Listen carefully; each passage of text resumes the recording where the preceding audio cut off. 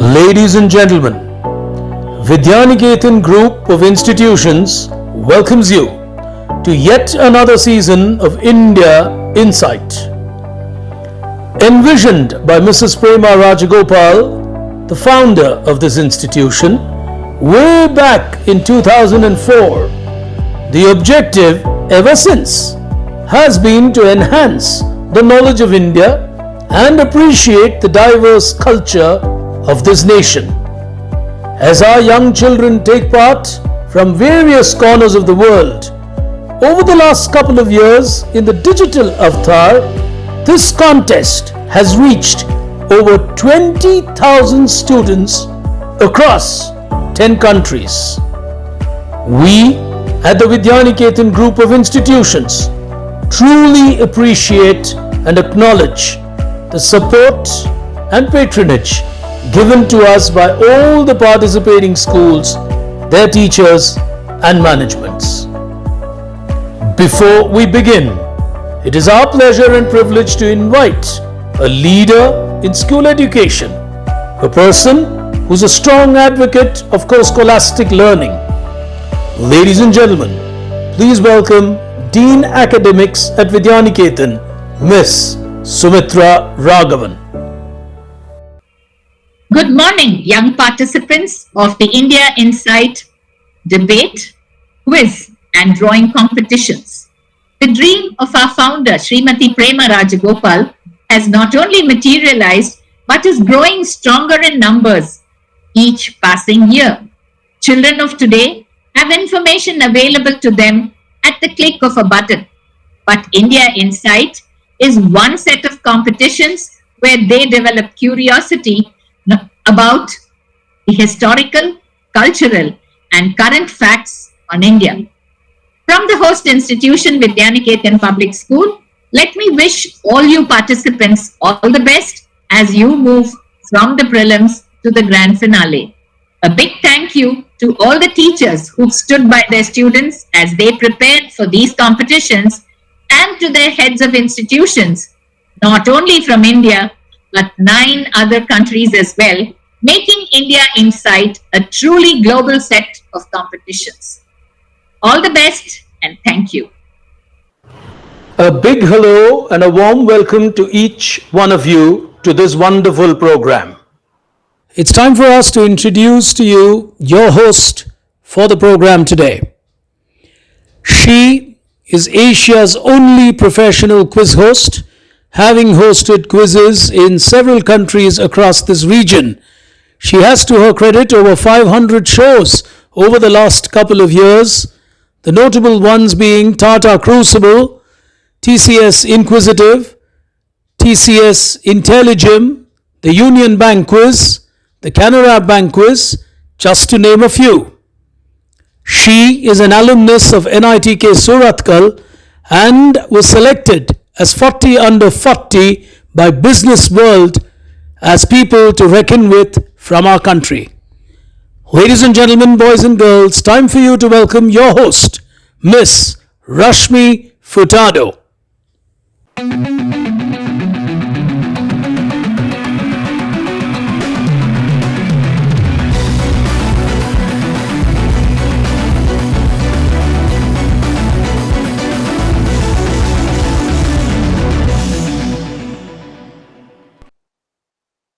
Hello, ladies and gentlemen. Welcome to the second semi-final of India Inside Debate Young India Speaks 2023.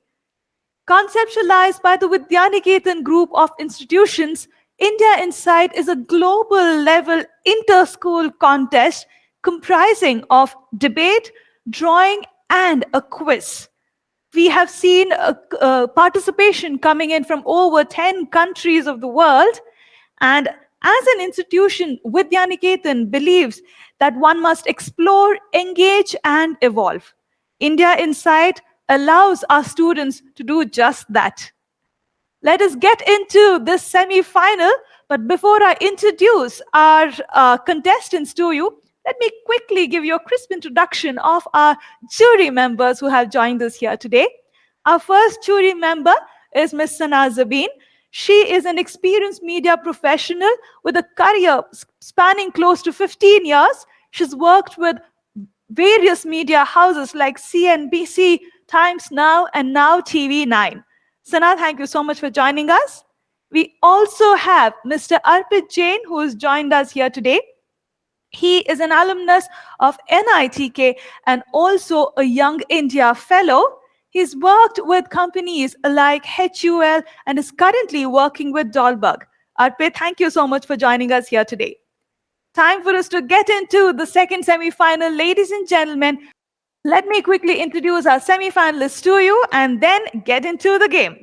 Our first semi-finalist of the day is Arjun from Modern School, Barkhamba Road, Delhi.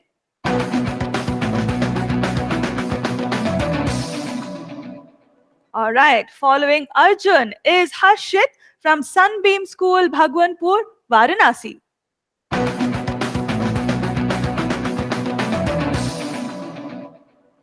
Joining us from the St. Thomas Residential School, Trivandrum, is Siddharth.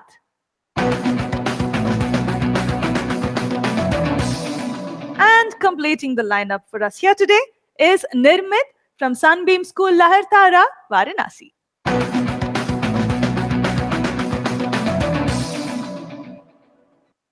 All right. Our first semi-final, we had all girls taking part. In the second semi-final, we have all boys taking part. Let's see how different this semi-final is going to be from the first one. In the first round, all of our contestants are going to introduce themselves.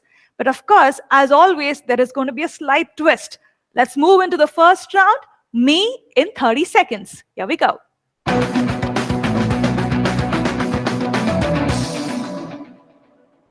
Nobody has the time today to go through an in-detail introduction. So we want to train all of our students, our youth, to have a great impression of themselves in 30 seconds. How they do it is up to them. 30 seconds is all they have. But the context has to be India. They are the citizens of India, and how they introduce themselves as citizens of India in 30 seconds is what we want to see. Let's start with Arjun from Delhi. Arjun, you have 30 seconds of time, starting now. Good evening, everyone. I, Arjun Veer Sen, a citizen of India, am a 16-year-old of class 11 from Modern School, Barakhamba Road, New Delhi. I was originally born in Kolkata, and as an Indian classical vocalist and musician, I feel a strong sense of belonging to my country through classical music. As an Indian, I follow the laws of our land. I celebrate our national days with complete pride and joy. And I remember our 52-second long national anthem. Thank you. All right, a classical music enthusiast here with us. All right, let's move on to Harshit from Varanasi. Harshit, your 30 seconds of time, starting now. Good evening to the jury and my fellow participants. I, Harshit Shankar, a citizen of this country, am an avid reader, quizzer, and debater. As an Indian, it is obvious for any person to follow the greatest game in our country, cricket. I continuously follow cricket and I'm interested in the sport. I have participated in multiple quizzes related to cricketing and other sports as well. I'm also a wide believer in the culture of our country and have participated in multiple heritage quizzes of the country. I also took part in the heritage quiz of this event and would like to further research into the culture and history of our beautiful country. Thank you. All right, thank you, Harshit. A cricket enthusiast in him. All right, let's move on to Siddharth. Siddharth, you're up next. 30 seconds of time. Go ahead. I, Siddharth, a citizen of this nation, am a microcosm of what India is, ambitious to make a mark in the global arena, while being firmly rooted in the timeless values of tolerance and wishing well for the entire world. Loka samasta sukhino bhavantu. I am aware that I as an individual and India as a nation have miles to go to realize our full potential. I hope to contribute my knowledge and skills to achieve it with the rest of the 1.4 billion people who all have Jai Hind as their mantra. Thank you. All right, speaking about tolerance, there is Siddharth. Completing this round for us here today is Nirmit from Varanasi. Nirmit, you have 30 seconds of time. Please go ahead. Jai Hind everyone, this is Amit Chaurasia, a citizen of this country, a 16-year-old from holy city of Varanasi. I am from Sandeep School Lehrdara of grade 11 and I live in Varanasi. Varanasi, the banks of Varanasi fascinate me. My pastime is spending my time on the banks of River Ganga. I am a JEE aspirant and currently preparing for my JEE exams. Through this debate I want to prove myself and learn a lot, and I want to make my parents feel proud. Looking forward to learn a lot. Thank you. All right. Thank you, Nirmit. Well, I think all of them have created a great impact already. But let us move into the next round of the semi-final point of view. Here we go.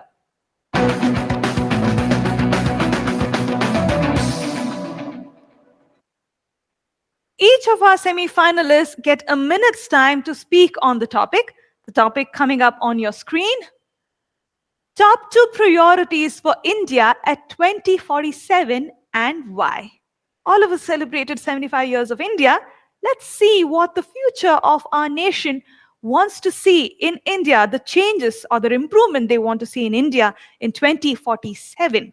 And they have to substantiate their top 2 priorities. Contestants, each of you get a minute's time. Please do not exceed the minute's time that has been given to you. All right. Let us start with Nirmit for now. Nirmit, you have a minute's time. Please go ahead.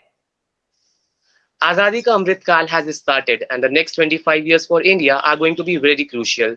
In the situation of global crisis today, many experts believe that the 21st century is going to be an Indian century, and India would soon become the next global superpower. But ladies and gentlemen, this is only possible if we correctly decide our priorities and work on them accordingly. According to me, the first priority for India in 2017 would be economic growth and development of technology and infrastructure. India will have to prioritize development of its economy, infrastructure, and technology. This would decrease poverty and increase employment. The infrastructural development must include building of institutions for human resources and skill development. Ladies and gentlemen, today the youth population of India is more than the entire population of Europe. If we properly utilize this as an asset, no one could stop India from becoming a global superpower.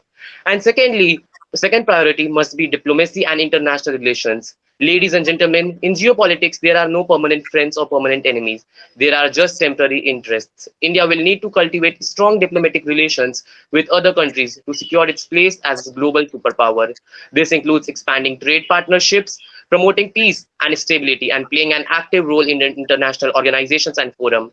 By establishing itself as a responsible and reliable global leader, India will be better positioned to assert its influence and advance its interests on the global stage. Thank you. Thank you, Nirmit. All right, up next is Siddharth. Siddharth, you have a minute's time. Please go ahead. An India where every Indian has access to affordable healthcare, nutritious food, clean air and water, green energy, and world-class infrastructure. An India devoid of the cancer of corruption and bureaucratic red tape. This is my vision for India in 2047. And I believe that there are 2 foundational cornerstones to achieve this dream. 1, to focus on inclusive and equitable quality education for all. And 2, to achieve gender equality and empower all women and girls. I believe that education is the passport for a better future, and we need to build resilient educational systems that promote not just basic literacy, but equip students with life skills that enable them to contribute meaningfully to nation building. Nearly 28% of our population is in the below 14-year age group, and the future progress of our country depends on what we teach them today. Among all the sustainable development goals, India's progress is the slowest when it comes to achieving gender equality. Just like a car cannot race forward if one set of tires are punctured, India cannot achieve its true potential if we continue to treat women as second-class citizens and deny them education, healthcare, and the opportunity to pursue their dreams. Thank you. Thank you, Siddharth. Well, for an all-boys panel to speak about women empowerment and education for women, I think it's really good. A very, very nice thing to see. All right, let's move on. Harshit, you're up next. You have a minute's time. Please go ahead. Yes. As we all know, India is a developing country, and for it to reach the level of global power, the first issue that I would like to prioritize is the ever-growing population of our country. I do this on 2 grounds. quantitatively and qualitatively. When talking about quantity, the population has grown exponentially in the past few years. It has led to an overusage and exploitation of our already limited and dwindling resources. The second basis is the qualitative basis. With an ever growing population at our hands, we need to ensure that the population is productive. A growing population with no productivity is no different than a liability for the country. The second issue that I'd like to raise is the rising pollution and environmental damage in our country. India is currently the fifth most polluted country in the world. Forest land has been continuously dwindling from 31.3 million hectares in 2010 to just 27.4 million hectares in 2022. In 2021 alone, there has been a 174,000 million decrease in the land area of forests. Rising pollution has also increased the rise in global temperatures and exponential rise in patients with respiratory and cardiac problems. I believe that with enough effort and guidance, we can overcome and achieve success over these pressing problems. Thank you. Thank you, Harshit. I know for sure as a citizen, I definitely don't want my country to be ranked in the top, so something like pollution. All right. Arjun, go ahead. You have a Yes. minute's time. It must be noted that India as a country has developed significantly since its independence and is expected to achieve the status of a developed country by the year of 2047. But what is it that India needs to prioritize in order to reach this particular goal? One of the main ways the country can do this is to focus on the growth of MSMEs, or the micro, small, and medium scale enterprises, contributing around 30% to the GDP of the country, making it one of the most important sectors. Assisting small businesses to increase production can truly help in improving the number of exports and generating more employment in this country, in the sector, aiding the economy. The improvement of accessibility of justice to the common man should be another one of the main two goals to achieve the goal of becoming a developed country. Since judicial activism will certainly help in improving the conditions of the living conditions in the country, as it always has. For instance, the rights of prisoners and the midday meal scheme. Thank you. All right. Thank you, Arjun. It's wonderful to see that a classical music enthusiast has such strong points on an economy of a country. All right. Let's move on into the next round, ladies and gentlemen. War of words. Here we go.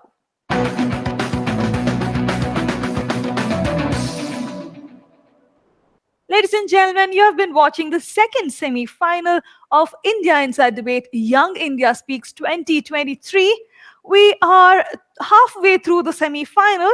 Now it's time for us to move into our third round, War of Words. Each of our contestants will speak for a minute on the topic that's coming up on your screen now. Should Hindi be a compulsory language across all schools in India? While each of them will get a minute to speak on this topic, after the fourth minute, the floor would be open and all of them will debate and discuss on this topic for 6 minutes. They get a total of 10 minutes. Contestants, please remember, you will not cross a minute's time that has been given to you. You cannot eat into each other's time. Okay? I will stop you at the end of the 60th second. Also, once you start your discussion, I will let you know when you have a minute left. And then at the end of the 6th minute, I will stop you. Okay? So if all of you are ready, I think let's mix up the order of the contestants this time. All right. Let's start with Nirmit this time. Nirmit, you have a minute's time on the topic. Please go ahead. Thank you, ma'am. Today, even after 75 years of independence, we Indians are still bound in the shackles of British influence. And one of the best examples of this is the widespread use of English in India even today, across all institutions and domains. Ladies and gentlemen, today's a citizen of India who knows his mother tongue often feels ashamed that he doesn't know English. Why English language became so important in our society? The reason for this is our education system. English is often taught as a second language across all schools in India, and many schools make it a requirement for graduation. Today, India dreams to be a global superpower, and promoting our native language is the key to it. The spreading of English across the world proved to be a factor of global dominance for England. Other superpowers of the world are promoting their native language. So why shouldn't we? Ladies and gentlemen, I believe that Hindi should be made a compulsory language across all schools of India for many reasons. It would promote national unity and sense of common identity among the diverse linguistic and cultural groups of our country. Promoting Hindi would further help us to ensure that the future generations would be able to access and appreciate the cultural legacy. It would also lead to economic benefits, particularly in the industries such as trade and tourism, where shared national language would make it easy for people to communicate and do business. It was also improved connectivity with the citizens of the country, as promoting Hindi can improve access to education and information for those who are not proficient in English, and thus help us to bridge the language divide that exists in India even today. And most importantly, it would help to increase Since you are national run out pride of and time, help to foster a sense of national Civic, you unity have and run out of identity. time. You have run out Yeah, of time. All right. Arjun, you're up next. You have a minute's time on the topic. Please go ahead. Yes. Today, I, in my capacity as a speaker, will be speaking against the motion. Should Hindi be a compulsory language across all schools in India? Hindi is not the national language of majority of the states in India. These include states like Tamil Nadu, Karnataka, Goa, Maharashtra, Gujarat, Jammu and Kashmir, Odisha, West Bengal, Sikkim, Arunachal Pradesh, etc., making up more than 20 states of the existing 29 states. The imposition of Hindi as a compulsory language in the regions will not only be detrimental, not only for the propagation and dissemination of the indigenous languages, but also to the students who will be compelled to add another compulsory language to their already extremely vast syllabus. Such a move will not only usher in unity, but will also be a tool to create apprehensions and disharmony. For instance, the anti-Hindi protests in Tamil Nadu in 1965. Thus, to conclude my speech, in the matter of languages too, let us say sabka saath, sabka vikas by not forcing states to make Hindi mandatory in public education. Thank you. Thank you, Arjun. Siddharth, you're up next. You have a minute's time. Please go ahead. എന്തൊക്കെയുണ്ട് വിശേഷം? കൈസെ ഹോ app? How are you today? Now, how many of you understood the same statement spoken in Malayalam, Hindi, and English? I'm fluent in Malayalam and English, but can barely manage a few words in Hindi. And I don't think it is a handicap. Here's why. Only 40% of Indians list Hindi as their mother tongue, and I'm not one. As of 2022, nearly 1.5 billion people worldwide speak English, whereas only 600 million people speak Hindi. By making Hindi a compulsory language in schools, you are forcing nearly 60% of students to learn something which they don't have an opportunity to practice at home or in their communities. Neither will this help in making them achieve excellence in higher education or in their careers in the global arena, where English is the lingua franca of choice. Education must be a passionate pursuit of knowledge, driven by curiosity and not compulsion. Let us focus on life skills and not on a language which is alien to many. Let us not create clones through education. Instead, let's aim to preserve the diversity in language and culture that makes India beautiful. Thank you. Thank you, Siddharth. Harshit, go ahead. You have a minute's time. Okay. According to the 2011 population census, 53.86 crore people in India, that is about 43.6% of the population, was Hindi speaking, which has undoubtedly risen in the years to come. If Hindi is made compulsory, it would serve as a connecting link between all states and ethnicities. It would justify the term of unity in diversity in our country. And hereby, by doing so, by making Hindi compulsory, we do not bar the other ethnic and social language practice in the state. We just want a connecting link between all the different parts of the country. Secondly, it has been proven scientifically that learning multiple languages helps develop mental and thinking capabilities as well. It would also help increase economic and national growth as the posting of multiple people between different states helps to increase the diversity in our country. Thank you. All right, we have 2 semi-finalists for the motion and 2 against the motion. I guess the discussion is going to be very interesting. Contestants, all of you have 6 minutes of time. All right, at the end of the 5th minute, as informed earlier, I will let you know that you have a minute's time left and you will stop at the end of the 6th minute. I request my back-end team to help me with the timing. All right. The floor is open. Your 6 minutes on the topic. Should Hindi be a compulsory language across all schools in India? Starting now. All Right. right. So, The very fact that we are just one thing debating I in would like to say English is shows that we that speak one by English one. Speak one language by is I think we should go one by one. Just a Can we second. counter Speak according one to by the one. numbers? It would be better.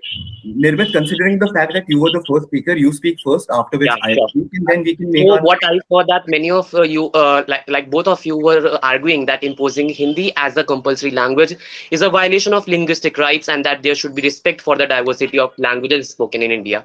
I agree that there should be respect for diversity of languages spoken in India. That's why I believe Hindi should be taught in place of English as secondary language across all the schools of the country. In that way, it would neither violate the linguistic rights nor lead to extinction of regional languages. Promoting Hindi should be done in a way that respects the linguistic rights of all citizens and does not lead to marginalization of speakers of other languages. And thus, promoting it through our education system is the best way. When China is promoting Mandarin Chinese, France is promoting French, Spain is promoting Spanish, why shouldn't India promote its own language, Hindi, to become the next global superpower? Right, so I'll speak next. So, talking about Spain promoting Spanish and France promoting French, you fail to take into consideration the fact that India is an extremely diverse country, and the diversity of this country is immense. Around 400 languages are spoken in India, and it is also about the feasibility of introducing Hindi as a language in these particular schools. Because, for instance, taking into consideration the Tamil protests in 1965, introducing Hindi as a mandatory language will lead to mayhem in the northeastern states and southern states, which will feel that they are being subjugated by the center as far as speaking the language of Hindi is concerned. And both of the speakers in favor of the motion, they talk about economic growth as far as this particular agenda is concerned. But how will it lead to economic growth if extra amount of funding is required to hire Hindi teachers specifically for these particular areas when the system of education is already bad? And another thing is that this will only increase the workload of the students. This will only add an extra language to this extra language for students to study at the end of the day. So it will also increase the amount of pressure they face. So yeah, I pass the mic. May I answer? Yeah, you said that it would be like an extra language for the students and would be increase the workload on them, but that's not the case. I'm arguing that instead of English, Hindi should be made the language that should be taught as a secondary language in school. In that way, will not be taught in English in the schools, but instead of that Hindi. And concerning about economic development, it would Yes, not. can we just give everybody a May I chance? answer? Yeah, Siddharth now speak. And I Yes, think Siddharth should go next, like in the order we were going. yeah, Siddharth I speak. think I'm asking Indra as after well. me, Arshad should go, right? Yes, you can speak, Siddharth. Yes, thank you. And like the very fact that we are debating in English shows that English is a language is here to stay, and that it is not just a remnant of our colonial past. Our own government has accepted both Hindi and English as official languages, and we have 21 officially recognized languages. What is more, we want to create global citizens who can communicate effectively with the rest of the world and not just within pockets in India. Today, we need to be globally competitive for economic growth. Hindi alone cannot help in that. What we wish for is to create a connecting link between the diversity in our country. In the 29 states of our country, each have multiple languages in their own state with their own different languages. If we come with a link, English doesn't. What English serves as is a connecting link for economic prosperity in different countries of the world. When learning English, we wish it is a normal wish that they would like to graduate and move to areas beyond India, which would lead to economic losses in the country. If we promote Hindi as a language of our country, it also represents our culture and heritage. When we promote Hindi, we wish for it to serve as a connecting link, as I said, between all the diversity in our country. Right. So Nirmit, I have a question to I you. got your point, No, but I have a Siddharth, as question you to you. mentioned, No, just a minute, please let Siddharth, me as ask you a question. mentioned, You've already spoken right. once. Please let me ask a question. So Nirmit, you said that Hindi should be taught in place of English. Are you deeming the most spoken language in the world currently to be useless as compared to Hindi? I mean, you are literally talking about replacing Hindi in place of English. I mean, what do you mean by that? Arjun, there's a factual inaccuracy there. The most spoken language in the world is not English, it's Mandarin Chinese. And secondly, as Siddharth mentioned, that we need to create citizens who could talk in English and who could school speak fluently in English and communicate to rest of the world. That's where the bias comes in our society. India today, like those citizens who can communicate in Hindi and not are fluent in English, they are being prejudiced and stereotyped by the society that they are not effective and they are not good individuals. That's why I believe that Hindi should be made compulsory across all languages in the school. And economically, This it is would not reap a such enormous benefits that the tourism sector would get a major boost, and the trade sector would also get a major boost in our country. And this is not a one fight more thing, between let me Hindi complete. and You English. also mentioned about the Tamil riots. The Tamil riots were happened because at that time the Hindi Sorry, you are language. not audible. Now, if you're talking about people knowing both Hindi and English, why are you talking English with Hindi? Yes, this is not a fight about Hindi versus English. Yes, sir. It's a fight. It's like this debate is about Hey, whether of Hindi should be making made Hindi compulsory. I was I completely have a agree to minute, that, Simon. but let me answer. this particular point he made in his particular speech. Yes. So, if Uh, Hindi is made, there are transfers in the southern when people transfer from South India to North India. They feel like multiple transfers take place from North India to South India, and the reverse takes place as well because there are multiple job opportunities in both parts of the country. So when I people agree to migrate that, from and I want to add one instance. Once, when I visited South India in Tamil Nadu, I talked to a driver, and he told me that we want to learn Hindi because we face difficulties when we communicate to people like a because when we see that tourist. We want to learn Hindi, but our government is not allowing us to. Our state government is not allowing Hindi, and they are imposing English on us. So that's the actual scenario. Even many people want to learn Hindi, but they are not being allowed. How do you, there is not a single newspaper article that I've read that talks about Tamil people wanting to learn Hindi. I mean, I have not read a single article about Tamil Nadu wanting to learn Hindi, but they are not being allowed by the government to learn Hindi. when you So take could please English talk about as the a secondary language, you If They they cannot cannot properly. make a There are commentary many means articles on the internet people in which only mine and I 12 have states and union money. territories And talking about out the of like Tamil riots, you 35 might states. mention that the Tamil riots that happened in 1965 happened because the Hindi was Yes, imposed as time a language. and was due to the intolerance. Guys, the time is Your up. time is up. Your time is up. Your time is up. All right. I think that was a very heated discussion on Hindi to be or not to be a compulsory language across all the schools in India. But we had some interesting perspectives there. Well, time for us to move into the last round of this semi-final, the jury type. Here we go.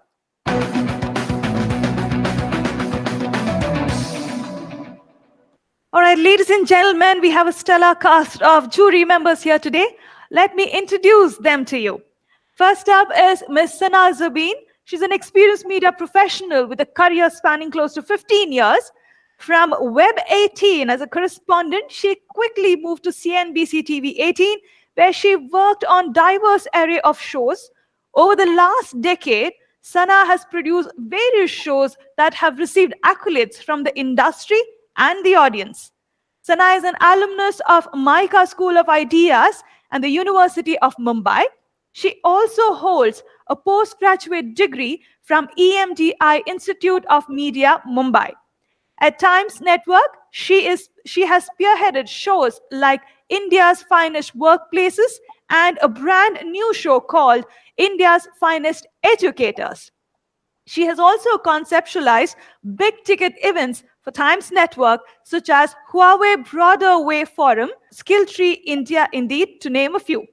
Currently, she's working with the TV9 network and is responsible for amplifying the brand image of the network. Sana, thank you so much for making time and joining us here today. Up next is Arpit. Mr. Arpit Jain is a senior consultant at Dahlberg, one of the world's most prestigious impact consulting organizations. He has previously led sustainability programs at Hindustan Unilever. His team at HUL has been awarded the United Nations SDG Award for his work with rural women farmers in Uttar Pradesh and his book titled Women for Water. He has also been conferred the CII Award for enabling innovative practices for water security in rural communities. He graduated from the National Institute of Technology, Karnataka, and he's also a Young India Fellow. He has explored the worlds of strategy consulting, entrepreneurship, and philanthropy. He is an avid child lover, and he identified himself as protege of Jackson Pollock and Rothko, having painted over 200 pieces of modern art and participated in 3 national art exhibitions. Well, I was not lying when I said we have a stellar cast of jury members here today. Thank you, Arpit and Sana, for joining us. We have 4 semi-finalists with us. Each of you would ask questions to 2 among the 4 of them. Sana, let's start with you. Whom would you like to speak with first? I would like to speak to Nimrit first, Yes. because all right. Nimrit raised a few points in his first interaction where he was talking about current affairs, geopolitics, diplomacy. So coming from that, and then in the debate, he was, very pro of the Hindi language. So, Nimrit, my question is, if you think that India is going to be a Vishwaguru, which we will be in the future, but imposing the Hindi language the way the government is, going ahead with the approach is not a very, it's not considered to be it. The Hindi language has to be optional for students who wish to learn the language. It shouldn't be imposed on them. Why do you think?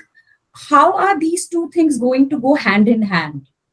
Once where, how are we going to be, defending the, taking our diplomatic relationships to different parts of the world, and also imposing a language to a country which is so diverse? Thank you for your question, ma'am.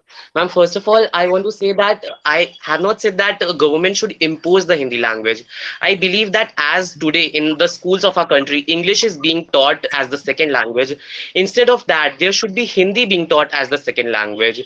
So in that way, it would neither be imposive for the students, as they are they are already studying English. So instead of at its place, they will be studying Hindi. And like your second question, that how imposing Hindi would go hand in hand with becoming the superpower. So like if Hindi was a common language for all for our nation, so it would deliver a strong impact. As if we can take the example for China, the Mandarin Chinese is spoken mostly in India, China, but still it is the most spoken language in the entire world, and that has significantly established the power of China. Similarly, that goes for England also, that how English proved to be an X factor for England in its global dominance. So similarly, if we Indians feel proud in speaking Hindi as they feel proud in speaking their native language, so that would surely foster a sense of pride in our country and would help us to become a global superpower. So Nimrit, if Rashmi, if I have more time to just address what you said. So Nimrit, Mandarin is the most learned language because people want to learn it. Since China is the global manufacturing hub, the world goes to China to, do their business, to source out their raw materials and stuff like that. And people choose to learn the language. If we want our language to be picked up by the world, we have to work on the other aspects and not impose the language on the citizens of the country. I was born in Bombay. I studied in Bombay. My second language was Marathi. It was not Hindi. It was a third language. So we have to give students the options of the other regional states that have other regional languages. That is what we have to be a little open. And as a student and as the future of this country, I would request you to have this kind of an attitude. Yes, ma'am. Thank you, Sana. Thank you, Nirmit. All right, Arpit, whom would you like to speak with?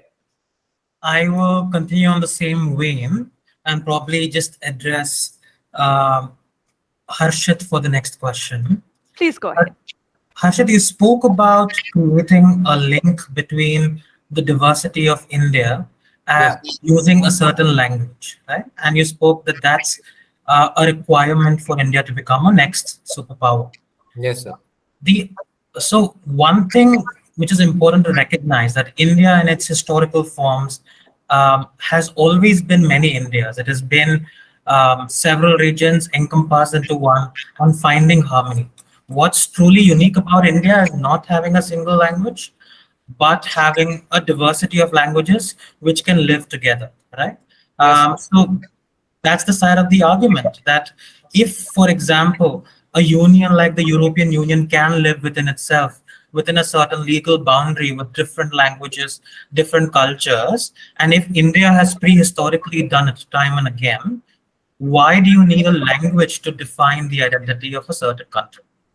so when I say that Hindi should be made compulsory, I do not want to sideline the other languages which take place in the state. For example, ma'am said that she was from Bombay, and Marathi was her second language. So when I say that Hindi should be made compulsory, I do not prioritize it. I make it a secondary language to the one you already speak. For example, ma'am was fluent in Marathi, and then she learned Hindi as well to speak and converse with other people of the same country. So now what we have in India is a huge lot of variety. I do not want to kill the variety in the country. I just want something which would connect all the variety in our country, and that because that would strengthen the bond between all the members in our country. Because what we now face, greatest problem which we now face in our country is the division faced by different people in different states due to religion and due to multiple languages. They should not be made a border for the love and prosperity which can be brought by total togetherness of the country is what I believe. Got it. All right, And thank you, Arpit. Yeah, Thank go you. ahead. Go ahead. Please finish. Please finish. I just had a counter thought, which is that you're talking about language as a unifying factor Yes, sir. and language as a dividing factor as well, right? Yes, sir. One could argue that, like language, every single social construct, which is religion, caste, gender, all can start becoming factors basis which division happens in the country. So, do you still hold the fact that having just language as a uniting factor can solve our issues of harmony? So what cannot be done is change a majority of the people on the basis of religion, caste. We cannot do a mass conversion on different bases like religion, for example, or caste, for example. But what we can do is generate a connecting link using a language, because any language, not singularly Hindi, because now what we have done is creating English as a connecting language between all the multiple people in our country. Like most people, even we know English while speaking and during this debate. We speak in English. So what we can do is spread Hindi as a connecting link, and that others, I don't think that religion and caste and other different, the most influencing factor which we can use and spread in between is in the easiest way is language, is what I believe. Fact. Over to you, Ash. All right, thank you, Arpit. Thank you, Harshit. Sana, whom would you like to speak to next? I would like to speak to Siddharth. Please go ahead. So, Siddharth, you, as Rashmi also pointed that out during the, beginning of the entire competition, that during your introduction, you said that gender equality and education for all is what will, make India the Vishwa Guru and achieve its the vision and the goals of the Prime Minister in this Amrit Kal that we are, living in. My question to you is, you mentioned about gender equality. How are you going to, couple gender equality and life skills? Because the life of a boy and a life of a girl is completely different. Because when a girl has to leave her house for college or for work, she has to finish a set of household chores and stuff like that. And when a boy has to leave, in most of the cases, he just wakes up, gets ready, and leaves. So a life skill has to be taught to both the genders. So what is your take on this? Ma'am, I don't agree that their lives are totally different. Yes, today, unfortunately, chores and caregiving jobs are with women. And yes, men should learn cooking, cleaning, and other traditional tasks that are usually handled with women. And that's why I said that education as well as gender equality should coexist with each other, because educating the whole population, especially men as well as women, will lead to the understand that men will understand that they have to consider women as equals, and that women are equal in capability to them, and women can realize that they they themselves can be empowered to stand up as an equal to men, and that there aren't any tasks that are masculine or feminine in nature.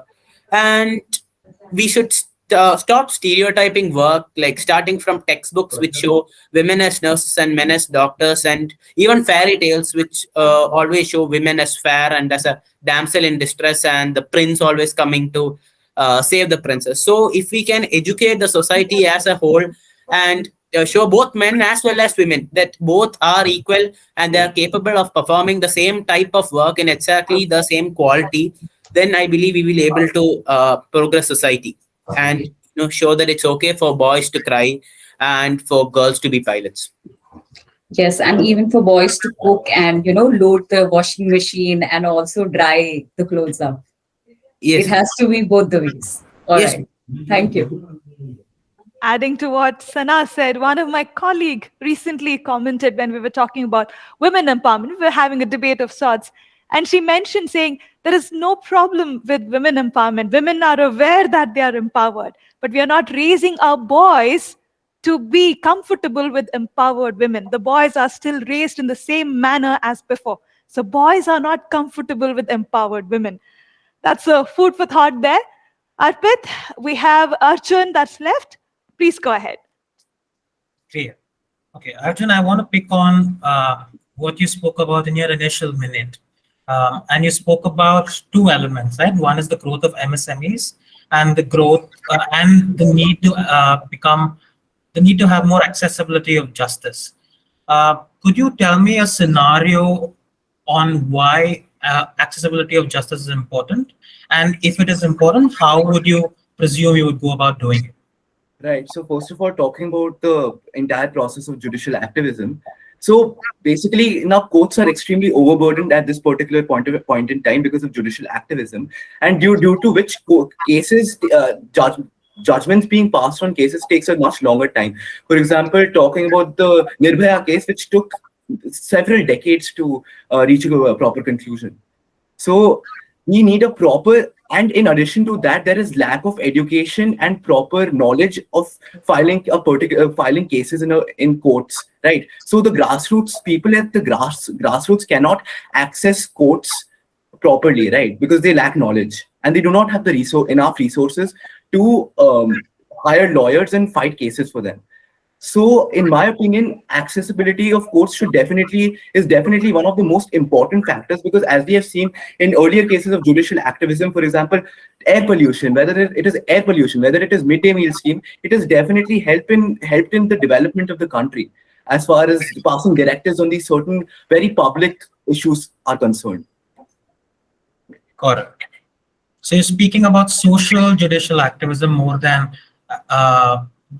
than just like access to justice as a whole, right? The impact is seen more in that. Definitely. Got it. Cool. All right. Ladies and gentlemen, the Vidyaniketan group of institutions through India Insight wants to instill and uphold the values and ethos of India.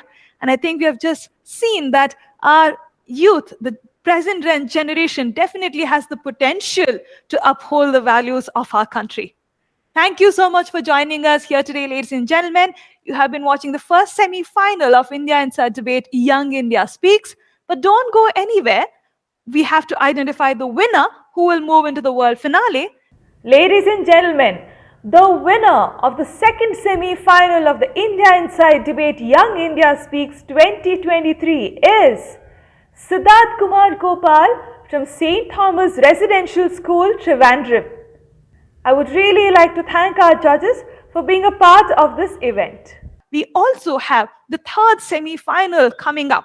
So please join me in the next semi-final. I hope to see you there.